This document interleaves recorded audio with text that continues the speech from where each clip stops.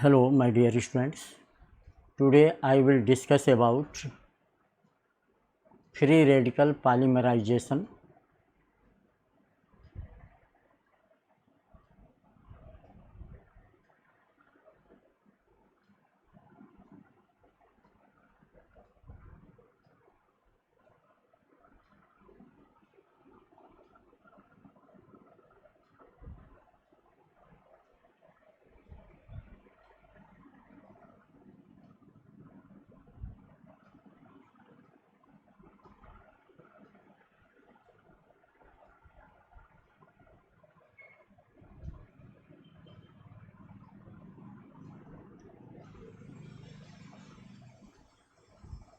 In previous lecture we have studied about addition polymerization reaction in the presence of cation, in the presence of anion.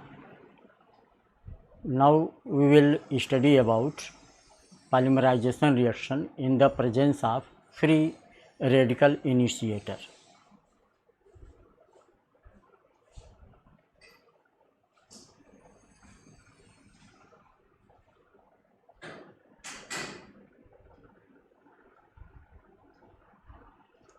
Suppose we have this monomer, vinyl monomer, Z में भी H, Cl, cyanide, acetate, etc. If Z is H, it is ethene. If Cl, it will be vinyl chloride, vinyl cyanide, vinyl acetate.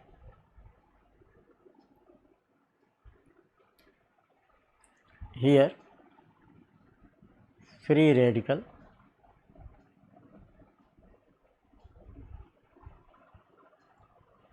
initiator means free radical को जो दें, यहाँ जो product बनेगा आप देखें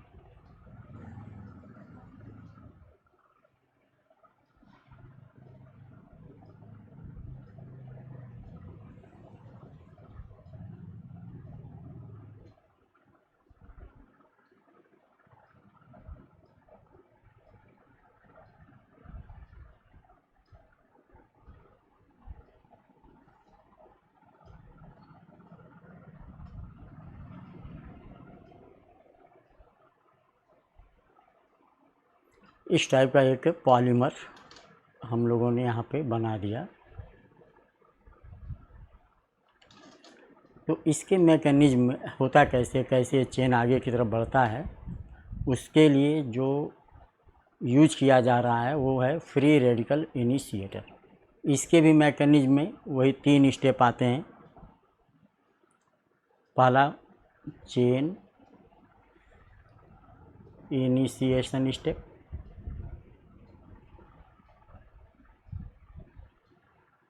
दूसरा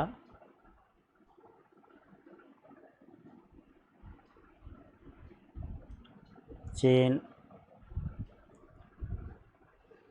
प्रोपेगेशन स्टेप और तीसरा चेन टर्मिनेशन स्टेप। अब हम लोग एक एक स्टेप को 1 बाय 1 पढ़ेंगे। तो पहले हम लोग चेन इनिशिएशन स्टेप की बात करेंगे।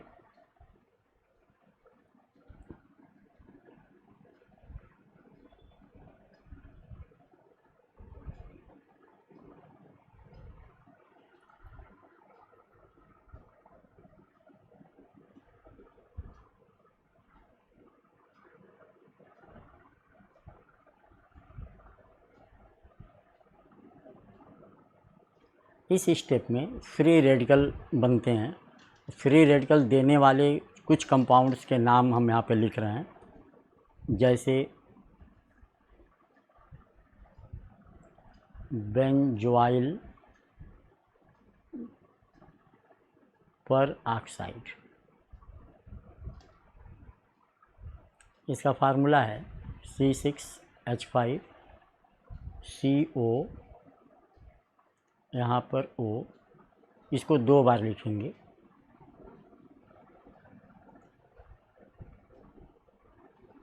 इसीलिए कुछ किताबों में इसका नाम डाई बेंजोइल परऑक्साइड लिखा है।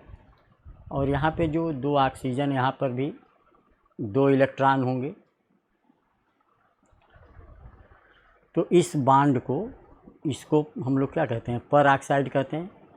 अगर आप यहाँ पे H लगा दें, यहाँ भी H लगा दें, तो इसका नाम हम लोग पढ़े हैं HOOH, हाइड्रोजन परऑक्साइड। तो परऑक्साइड नाम है इसका। और इतने का नाम क्या है, बेंजोइल। ध्यान दिया, बेंजाइल मत कहिएगा, बेंजोइल। बेंजाइल अलग चीज़ है, बेंजाइल यह होता है C6H5CH2, इसको हम लोग बेंजाइल।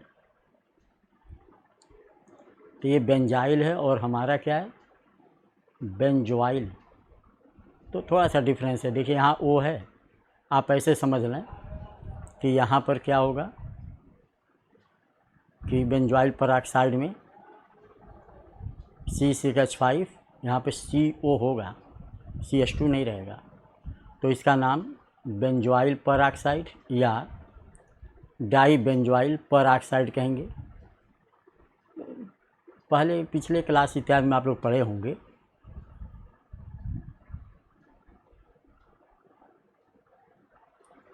कि फ्री रेडिकल्स जो बनते हैं वो कैसे बनते हैं, homolysis of a covalent bond. अब जैसे यहाँ बांड क्या है, कोवैलेंट बांड है भाई, दोनों इलेक्ट्रॉन में क्या है, एक इलेक्ट्रॉन इसका है, एक इलेक्ट्रॉन इसका है, शेयरिंग से बना है। और अगर ये जब ब्रेक हो और ये अपना इलेक्ट्रॉन लेके अलग हो जाए, तो हम लोग कहेंगे कि ये जो बना C6H5CO, इसको हम लोग फ्री रेडिकल बोलेंगे। इसको आयन नहीं बोलते हैं, पॉजिटिव आयन नहीं है, निगेटिव आयन नहीं है, तो न एनायन न कैटायन, इसको क्या बोलेंगे, फ्री रेडिकल। तो फ्री रेडिकल जो बनते हैं वो they are formed by homolysis of a covalent bond. ऐसे 2 बनेंगे, एक ये बनेगा और एक यहाँ से जो आपका ये वाली स्पीसीज है, ये वाली दूसरी बन जाएगी। तो इस टाइप से फ्री रेडिकल बनते हैं। तो चेन इनिशिएशन स्टेप में बात हो रही थी कि जो इनिशिएटर लिए जाएंगे वह या तो बेंजोइल परऑक्साइड लीजिए। आपकी इच्छा है कि नहीं हम बेंजोइल परऑक्साइड नहीं लेंगे, हम टर्सरी ब्यूटाइल परऑक्साइड लेंगे।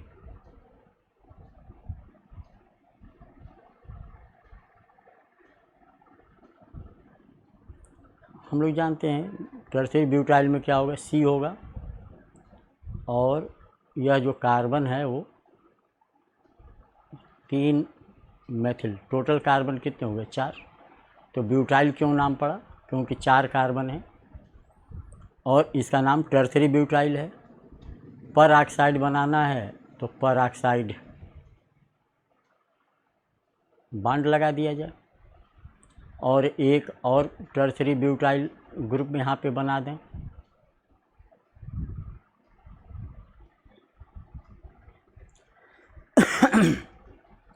तो इसका सही नाम क्या हो जाएगा, अगर चाहें तो लिख सकते हैं डाई टर्सरी ब्यूटाइल परऑक्साइड। यहाँ भी ये जो परऑक्साइड है बॉन्ड, यहाँ भी आप देखें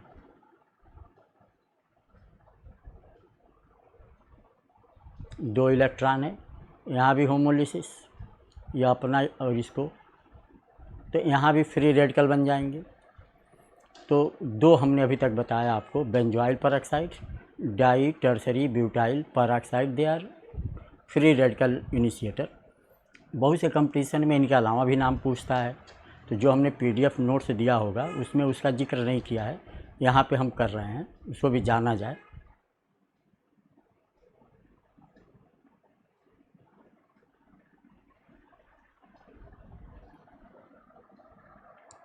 जैसे एन डबल बॉन्ड एन लगा दें, इसका नाम क्या होता है, डाई एजो, या सिंपली एजो भी बोल सकते हैं। इसको यहाँ पर हमने एक ग्रुप लगा रहे हैं, देखिए ये आइसो होता है। अगर यहाँ पे एच कर दें तो इसका नाम आइसो प्रोपाइल, इसको आइसो प्रोपाइल। अगर इसी को हम लोग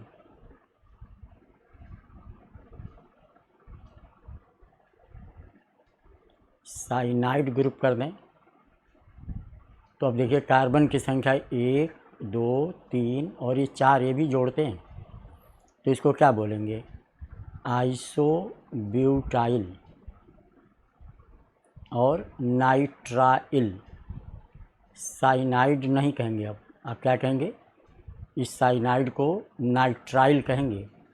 नाइट्राइल जब कहते हैं तब इस कार्बन को इसके साथ में ऐड करके, यानी संख्या को ऐड करेंगे। ऐसे अगर देखा जाए तो कार्बन की संख्या यहाँ से देखिए 3 होगा, लेकिन इसको काउंट करेंगे तो 4 होगा, तभी नाम इसका है आइसोब्यूटाइल नाइट्राइल। तो अगर यहाँ पे हम ऐसे लगा दें, 2 बार इसको लगा दें,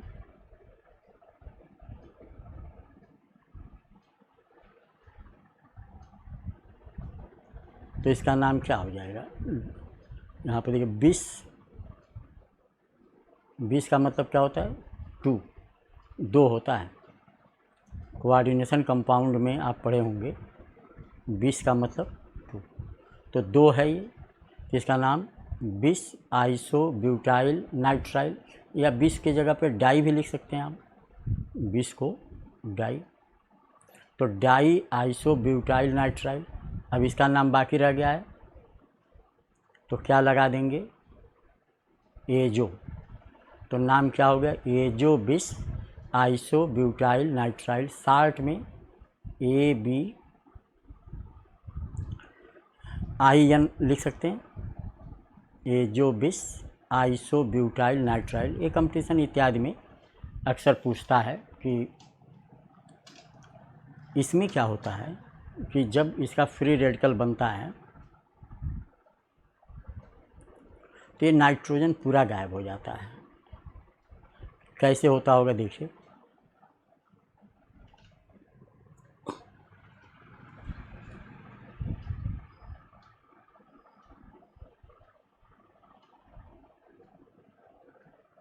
यहाँ पे 2 इलेक्ट्रॉन है,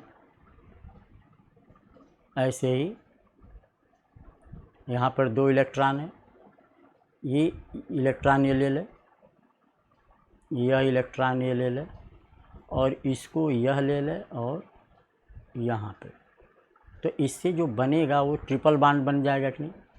और नाइट्रोजन मॉलिक्यूल के अंदर हम लोग जानते हैं ट्रिपल बॉन्ड होता है, और जो फ्री रेडिकल बना वो इस टाइप का होगा।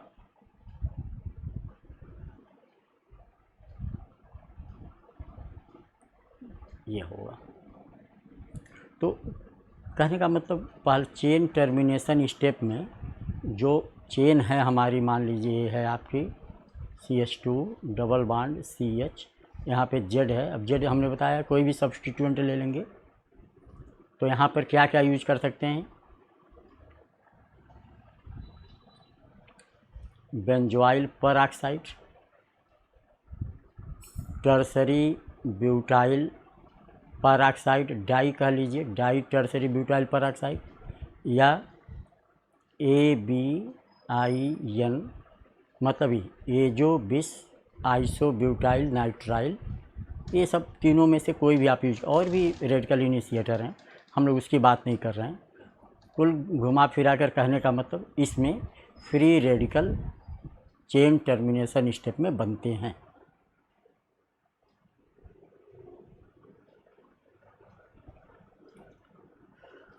अब हम एक फ्री रेडिकल लेके चल रहे हैं जो C6H5CO ये था, या हम लोग टर्सरी ब्यूटाइल वाला भी ले सकते हैं। यहाँ पर देखिए क्या होता है, ये जो बॉन्ड है इसमें भी 2 इलेक्ट्रॉन हैं।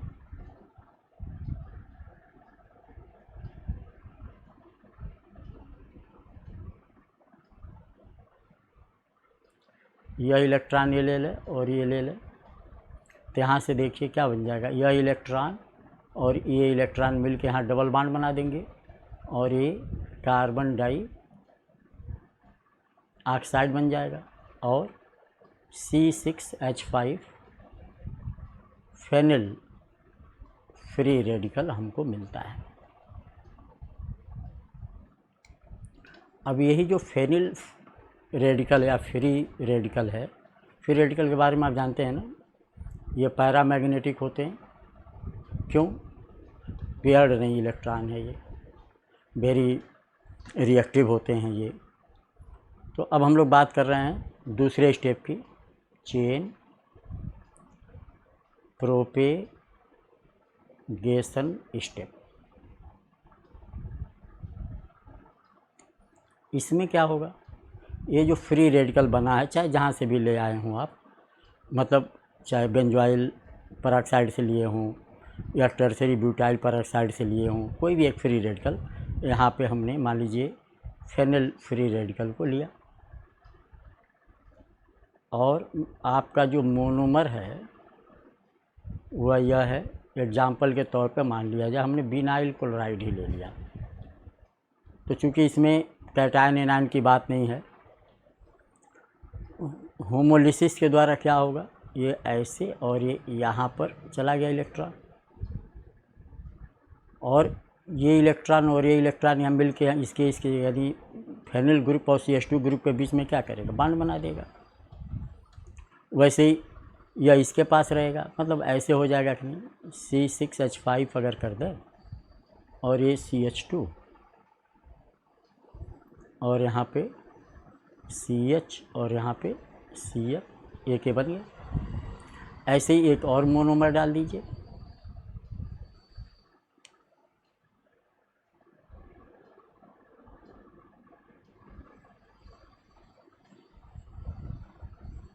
यह पार्ट यहाँ ले आके जोड़ दीजिए, तो एक चेन आपकी ये CH2 CH, यहाँ Cl, अगेन ये CH2 ये CH और ये Cl, ऐसे हो जाएगा। अगर हम N मॉलिक्यूल यूज करें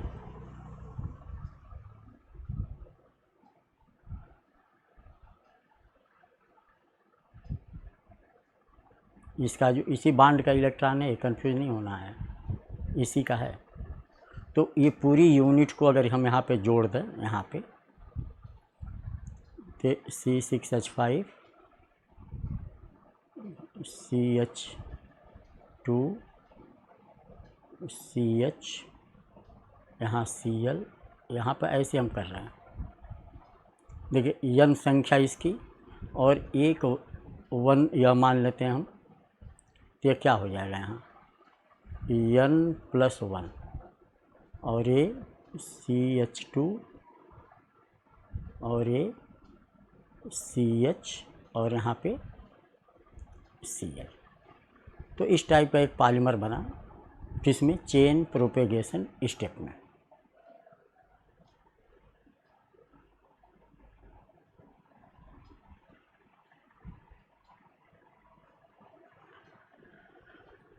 अब हम लोग चेन टर्मिनेशन स्टेप की बात करेंगे।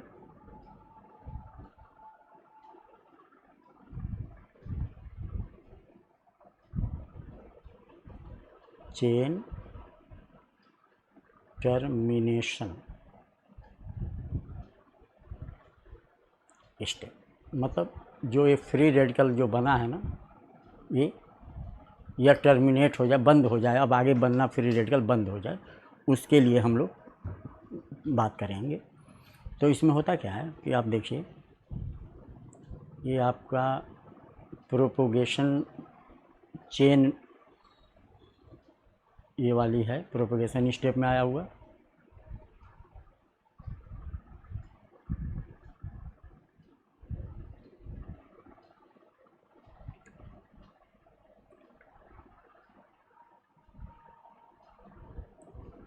तो ऐसे ऐसे जो फ्रेगमेंट हैं ये वाले कई बनते हैं, क्योंकि जब स्टार्ट हम लोगों ने किया था तो एक एक मालिक्यूल दिखाया था।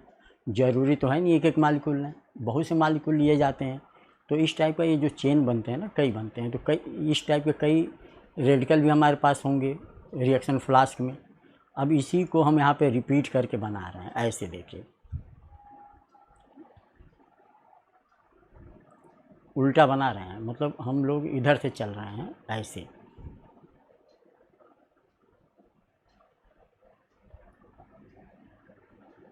ये हो गया।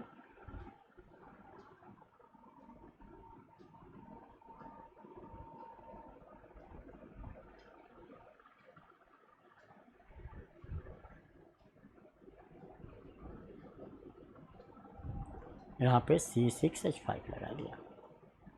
अगर आप देखें तो ये दोनों इलेक्ट्रॉन मिलके इसके बीच में एक बॉन्ड बना सकते हैं। तो ऐसे हो जाएगा ये।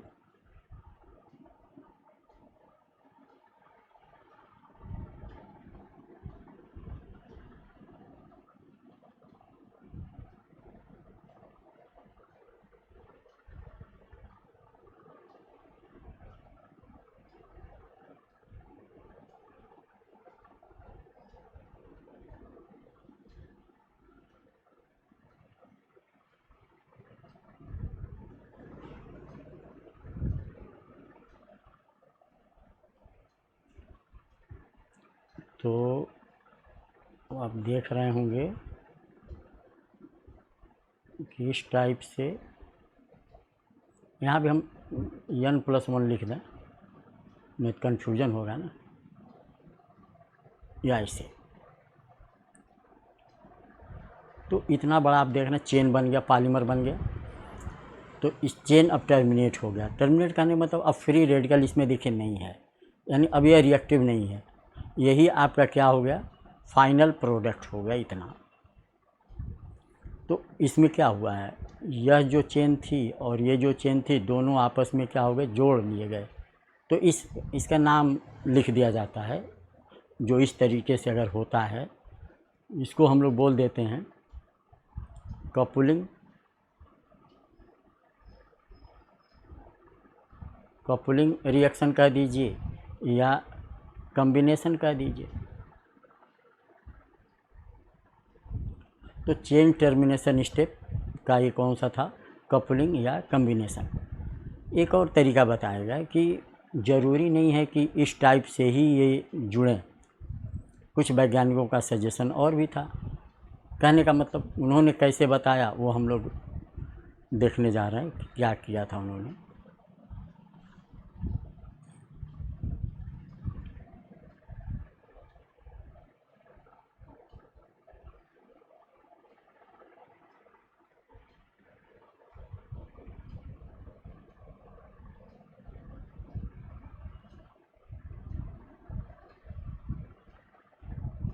चलिए पूरा हटा करके बताते हैं आपको, ताकि गुंजाइश न हो गलती होने की। यहाँ पर आइए, अब इस चेन को हम देखें या इसको देखें, किसी एक को ले लीजिए, हम इसको ले रहे हैं। यहाँ पर ये C और H के बीच में आप कोवैलेंट बॉन्ड देख रहे हैं।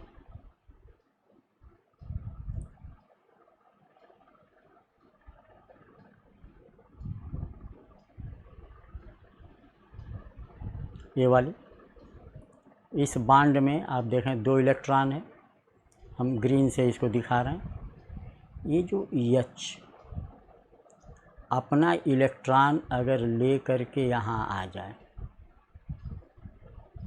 तो इस टाइप का बनेगा। ये C, ये पहले से देखे ये था ही, यहाँ पे C था, H था और नीचे Cl था, यहाँ पर H हो जाएगा ये। तो एक आपको इस टाइप का प्रोडक्ट मिल जाएगा। ये कब हो रहा है, जब दूसरे पॉलीमेरिक चेन का जो H है वो एलिमिनेट हो रहा है अपने आप फ्री रेडिकल के साथ में। और यहाँ पे क्या होगा आप देखिए,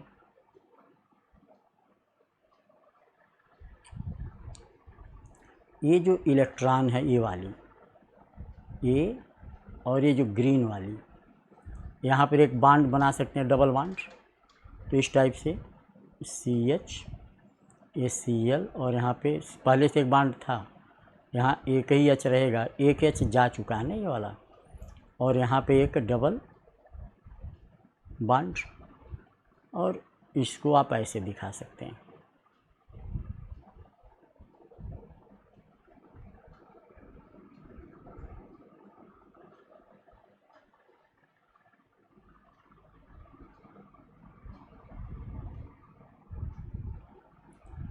ऐसे हम लोग दिखा सकते हैं। तो अब इस स्टेप का जो नाम है, मतलब इस तरीके से जो बनते हैं, ये 2 प्रोडक्ट बनते हैं, इनको बोलते हैं हम लोग डिस्प्रोपोर्शियोनेशन स्टेप। मतलब जो चेन टर्मिनेशन स्टेप था, यह 2 तरीके से हो सकता है। एक कॉम्बिनेशन और दूसरा डिस्प्रोपोर्शियोनेशन, ये हो सकता है।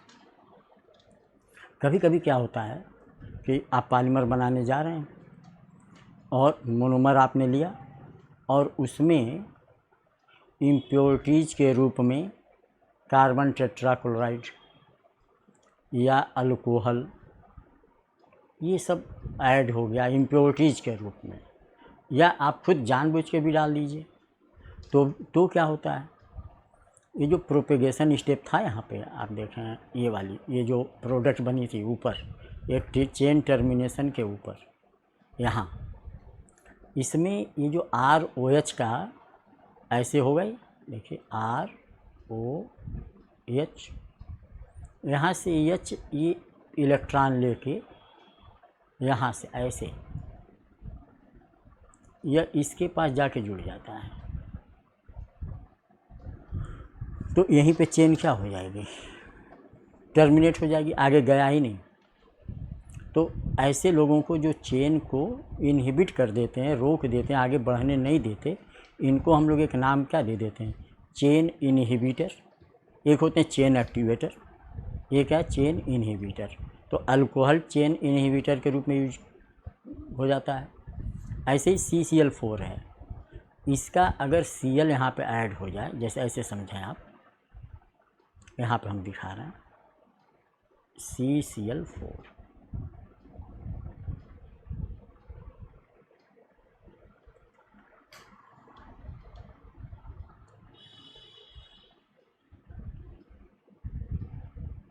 ऐसे है, ये अपना ये इलेक्ट्रॉन ले लें और ये यह ले लें।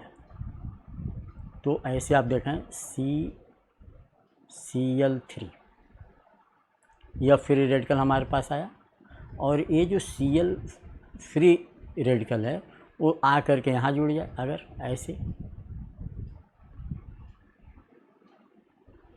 ऐसे जुड़ जाए तो हो सकता है कि नहीं, तो यहाँ भी चेन बंद हो जाएगी। और ये जो CCl3 है, यह चाहे तो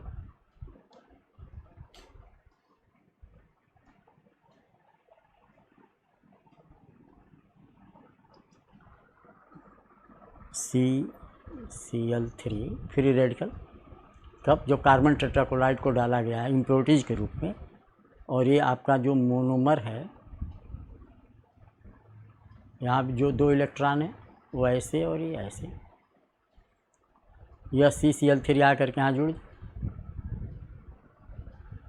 तो चेन प्रोपोगेट भी हो जाता है। लेकिन जो हम लोगों को ऐसे आप देखें, ऐसे, तो CCl4 डालने से क्या हुआ, उधर चेन बंद हो गया, लेकिन दूसरी साइड में क्या हुआ, एक दूसरी चेन शुरू हो गई। तो इसलिए फ्री रेडिकल जो पॉलीमराइजेशन से जो पॉलीमर बनते हैं, उनमें जो कॉन्फ़िगरेशन है, अरेंजमेंट ऑफ ग्रुप्स हैं, वो एट रैंडम होते हैं, रैंडमली होते हैं। और ऐसे पॉलीमर को हम लोग एटैक्टिक पॉलीमर कहते हैं। 3 टाइप के पॉलीमर की बात होगी। एटैक्टिक होती है, एक होती है आइसोटैक्टिक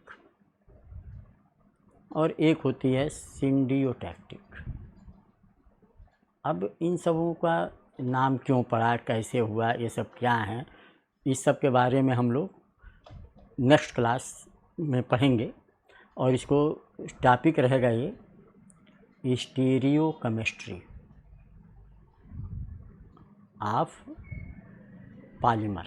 और ये कंपटीशन इत्यादि के लिए बहुत इम्पॉर्टेंट टॉपिक है, अपने सेमेस्टर के लिए भी इम्पॉर्टेंट है। नेट इत्यादि के क्वेश्चन भी इससे बनते हैं, IIT जैम इत्यादि के भी बनते हैं। तो स्टीरियोकेमिस्ट्री ऑफ पॉलीमर। तो उम्मीद करते हैं कि आपको free radical mechanism of addition polymerisation समझ में आ गया होगा। कोई डाउट है तो आप हमारे व्हाट्सएप नंबर पे अपना पर्सनल भेज सकते हैं, कोई डाउट होने पे पूछ सकते हैं आप। लेकिन हम बार बार कहेंगे, देखिए कॉलेज के वेबसाइट पे भी आपका PDF पड़ा है, गूगल क्लासरूम में भी हम PDF डाल देते हैं। अगर किसी को PDF इस हमारे नोट्स का चाहिए तो हमसे पर्सनली भी कांटेक्ट कर सकता है, उसको हम PDF भेज देंगे, वो अपना पढ़ लेगा। तो इसी के साथ हम आज का क्लास बंद कर रहे हैं। Thank you very much.